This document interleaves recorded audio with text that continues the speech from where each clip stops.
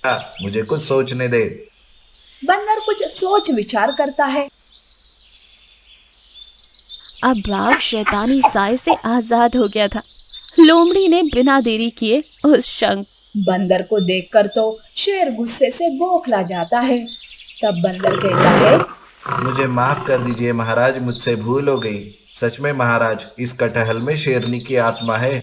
मैं जब इसे खाने जा रहा था तो शेरनी की आवाज आई इस कटहल से। उसने कहा कि शेर मेरे लिए तड़प रहे हैं, मुझे मत खाओ, मुझे मेरे शेर के पास ले चलो। महाराज, शेरनी ने मेरे सामने भीख मांगी। मैं भी दोनों का ये प्यार देखकर भावुक हो गया। पर महाराज, शेरनी की आवाज बस मैं ही सुन सकता हूँ। क्या कहा बंदर? शेरनी ने तुमसे बात की? बंदर, मैं तुम्हें कुछ नहीं करूंगा, बस मेरी और शेरनी की बातें एक दूसरे को बताते जाओ। इस तरह से बंदर शेर को अपनी नाटक में फंसा लेता है।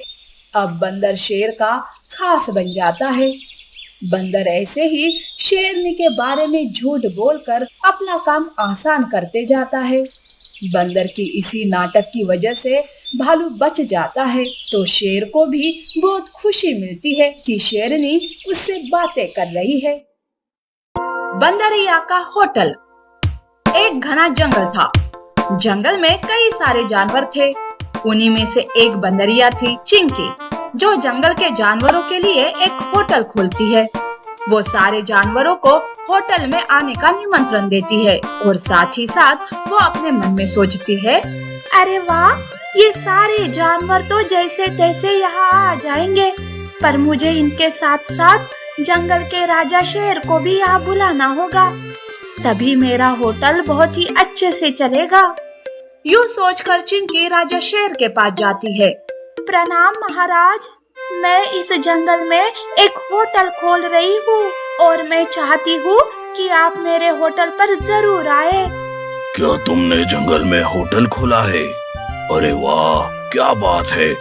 ठीक है, तुम जाओ, वक्त मिला तो मैं जरूर आ जाऊंगा। अगले दिन चिंकी तरह तरह के भोजन बनाती है। उस जंगल के सारे जानवर चिंकी के बनाए भोजन को मजे लेकर खाते हैं। तब लोमड़ी चिंकी से कहती है, तुम्हारे होटल में तो भोजन बहुत ही स्वादिष्ट है। सच में तुम्हारे हाथों में तो जादू है, जादू।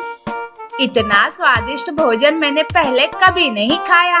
अब से मैं कहीं और भोजन के लिए जाऊंगी ही नहीं, बस तुम्हारे होटल पर ही आऊंगी। लोमड़ी चिंकी को कुछ इनाम देती है और वहाँ से चली जाती है। खरगोश और भालू को भी भोजन बहुत ही पसंद आता है।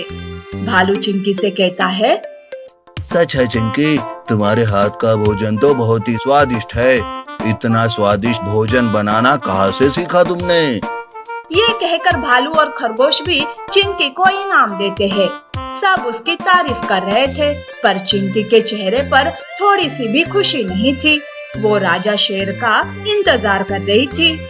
ये देख खरगोश चिंकी से कहता है, क्या बात है दोस्त, तुम बिल्कुल भी खुश नहीं लग रही हो। किसी का इंतजार कर रहे हो क्या? मैंने राजा शेर को बुलाया था। राजा शेर आते तो बात कुछ और ही होती। मैं उन्हीं का इंतजार कर रही हूँ।